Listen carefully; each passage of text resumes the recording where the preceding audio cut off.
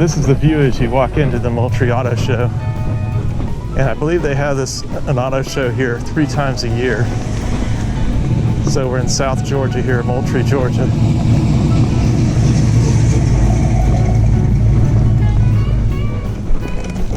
This is called Spence Field. Okay, so what are you getting here, Dad? So he's buying a Marx set for 40. And we'll show you more about this in the wrap up. A nice vendor from Douglas has a store there. Here you go, then. Okay. All right, I'll carry it out. Bag, I just leave this big bulky thing. But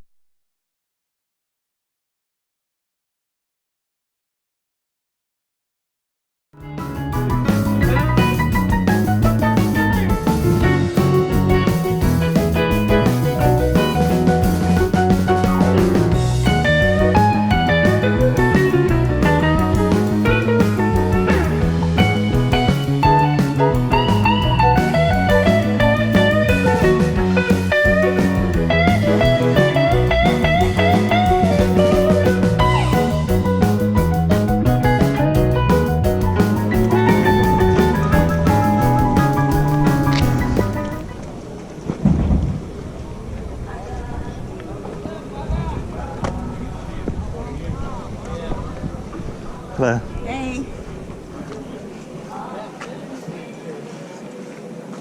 It's pretty neat.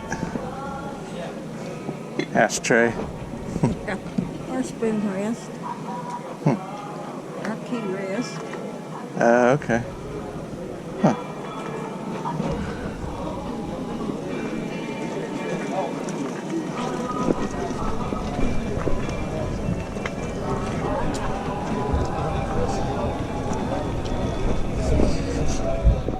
what I found at the Moultrie Auto Show. There are other trains there too, and other things related to trains.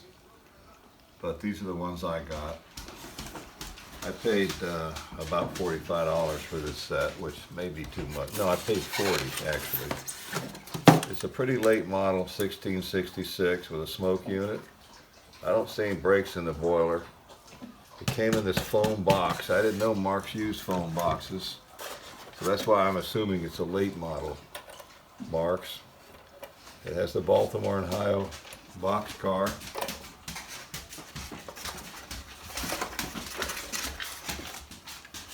It has the Southern Pacific tender. Everything's pretty dirty and rusty, but I'll clean it up and make something good out of it. It had a cattle car, Santa Fe,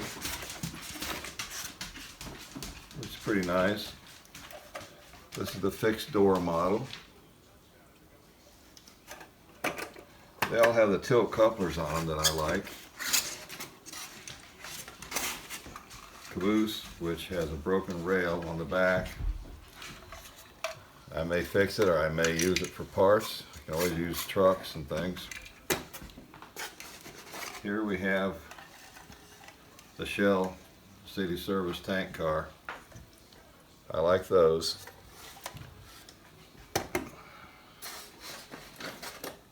Then of course, well, it came with the Erie car. This is the Erie dump car. Just at first glance, I don't see anything broken about it. I don't know if it dumps or not. I'll look at it, figure it out. Transformer. Big mud dauber nest down there. I don't know if this transformer is worth bothering with or not. The wire seems to be okay. Piece of HO track.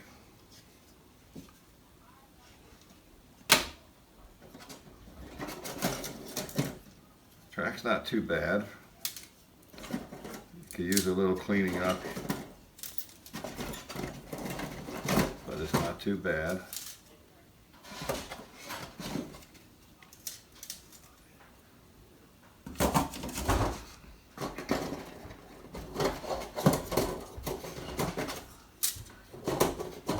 always use track. You never know when you're going to need it, or give it to friends. Often I give track to friends that think they want a train set for Christmas and they need track.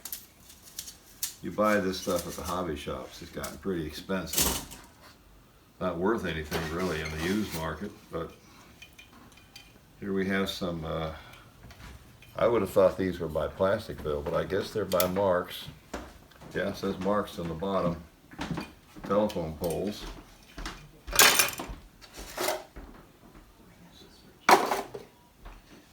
There's the mud dauber nest. And then I also got this. This is American Flyer O gauge. It has a tender weight. It has trucks with pickups on it. I didn't pay much for it. I have no idea what I'm going to do with it, but I paid like $3 or something, $3 or $4, so I don't care. I'll figure something out or not. They do have pickups, so that might come in handy for some purpose.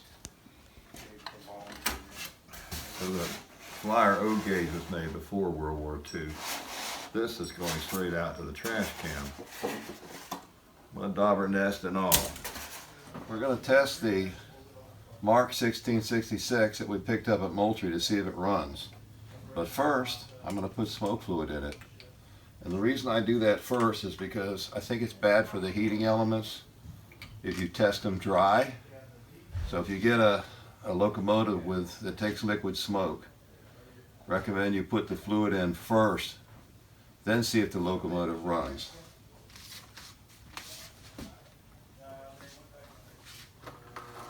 Well, it's trying to run. Oh, we got another train on the track. I forgot about this one. Let's move it. It's the old faithful Polar Express. Get it out of the way and we'll try again.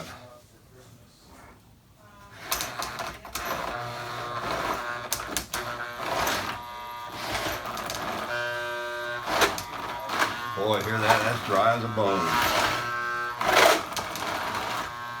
So this baby will run, but these contacts all need to be cleaned. It needs to be oiled.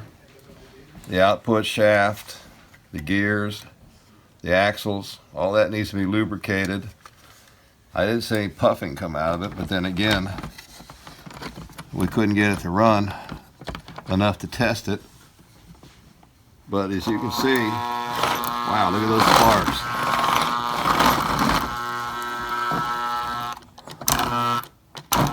Looks like the reverse unit's going to work too.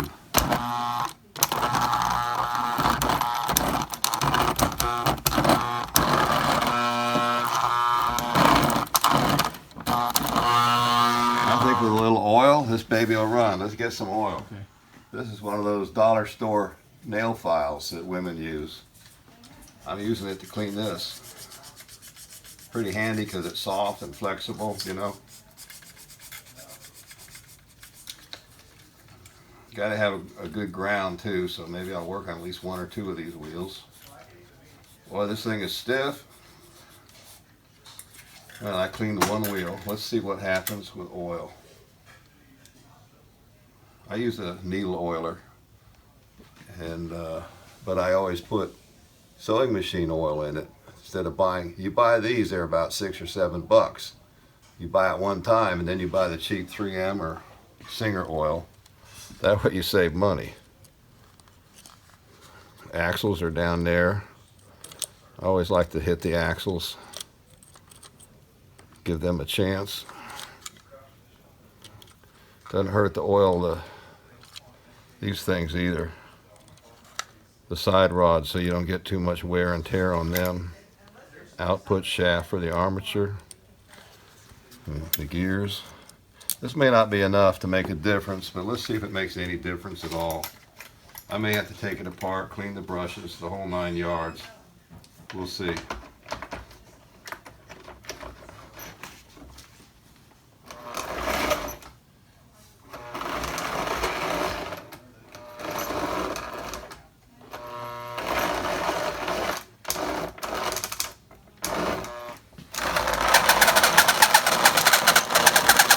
That's the armature making all that noise. Really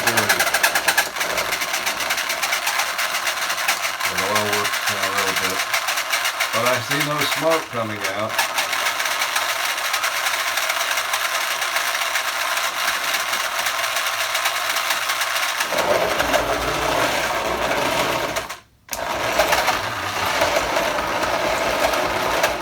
I'm gonna hit it with another drop of smoke fluid, but I'm not optimistic about this smoke unit.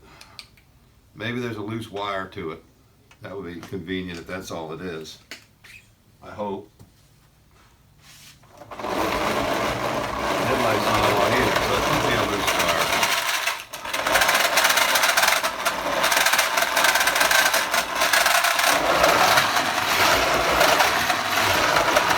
There's a lot more lubrication, so maybe in a future video we'll show you the result after it's cleaned up.